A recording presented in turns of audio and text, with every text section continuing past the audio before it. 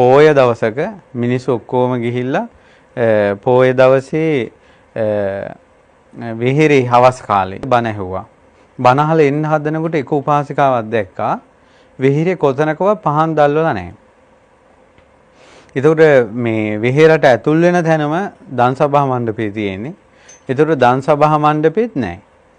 ඊට පස්සේ මොකද කළේ? ඈ ඉක්මනට පණිවිඩයක් යවලා ගෙදරින් තෙලුයි තිරා ආදී ගෙනල්ලා පහන් දැල්ලුවා. පහනක් දැල්වලා එතකොට දන්සභා මණ්ඩපෙත් ඉස්සරහා තියෙන පහන දැල්ලුවා. දැන් ඒකෙන් තමයි මුළු දන්සභා මණ්ඩපෙම එළිය වැටෙන්නේ. ඉතින් සංඝයා හවස් කාලේ දන්සභා මණ්ඩපයට වඩිනවා දැක්කා. ඈට පුදුම සතුටුයි. අර සංඝයා දහම් සාකච්ඡා කරන්නේ ඔක්කොම කරන්නේ අර ඈ දැල්ලපු පහන් එළියෙන්. ඉතින් ඈට පුදුම සන්තෝසයි.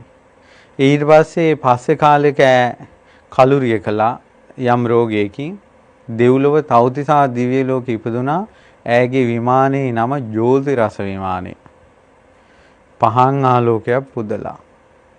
ඊට පස්සේ මුගලන් මහරහතන් වහන්සේ තමයි දෙව්ලොව වැඩියේ. මුගලන් මහරහතන් වහන්සේ දැක්කා මේ පහන් මේ අර දිව්‍යාංගනාව ඉන්නවා. ඉතින් ඒ දිව්‍යාංගනාවෙන් අහනවා, පින්වත් දෙව්දුව, ඔබ ඔය සුන්දර රූපින් බැබලි ඉන්නේ හැම දිසාවම බබලන ඕෂධි තාරකාවක් වගේ. ඇත්තටම මේ වගේ ලස්සනක් මොන පිනකින්ද? මෙච්චර ප්‍රිය උපදවන සැප සම්පත් මොන පිනකින්ද ලැබුණේ? ඔබගේ ශරීරයෙන් එළියක් විහිදෙනවා හරිම නිර්මල පැහැදිලි. මොකද්ද ඔය තරම් බබලන පින? ඒ වගේම සියලු අංගපසංගින් ශරීරේනොත් රැස් විහිදෙනවා. ඊට පස්සේ කියනවා දෙව්දුව මනුස්ස ලෝකයේ ඉන්න කාලේ මොකද්ද කළේ? ඔච්චරම මේ ආනුභව සම්පන්න වෙන්න මහා පිනක් කරලා තියෙනවා නේද? ඊට පස්සේ මුගලන් මහරහතන් වහන්සේ අහපු ප්‍රශ්නෙට දෙව්දුව උත්තර දෙනවා, මං අතීත ජීවිතයේ මිනිස් ලෝකයේ මනුස්ස දුවක් කියලා හිටියා. ඊට පස්සේ මහා ඝන අන්ධකාරයක් තිබුණා. පහන් ආලෝකයක් අවශ්‍යම වෙච්ච වෙලාවක්. ඉතින් මං මේ පහන් ආලෝකය ලබා දුන්නා. දැන් බලන්න ආලෝක පූජාවේ ආනිසංස. ආලෝක පූජාවේ ආනිසංස. කවුරු හරි කෙනෙක් ඝන අන්ධකාරයේ පවතින විට පහන් ආලෝකය අත්‍යවශ්‍ය වන විට ඒ වෙලාවට පහන් පූජා කරනවා නම් ආන්නේ කෙනාට ජෝති රස කියන දිව්‍ය විමාන ඉපදෙන්න පුළුවන්.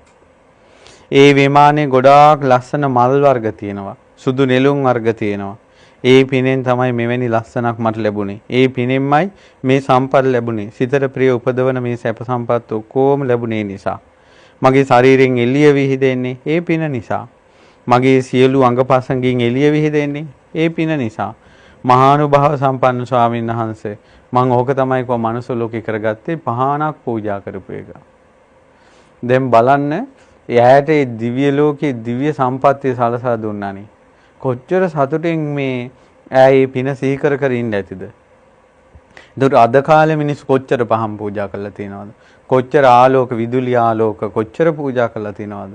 සතුටු වෙන්න ඕනේ ඒවා ගැන. හිතා සතුටු වෙන්න ඕන. නමුත් මෙච්චර මිනිස්සුන්ට පින් තියෙද්දි අද කාලේ මිනිස්සු පසුතැවෙන ඒවා කරන්නේ. ඒ කියන්නේ හිතන්නේ මොකක් හරි වැරදිච්ච දෙයක්, කවුරු හරි කියපු එකක්, හිත රිදෙන දෙයක්, මොකක් හරි දුකක් හිතා ඉන්නවා අච්චර පින් තියෙද්දි.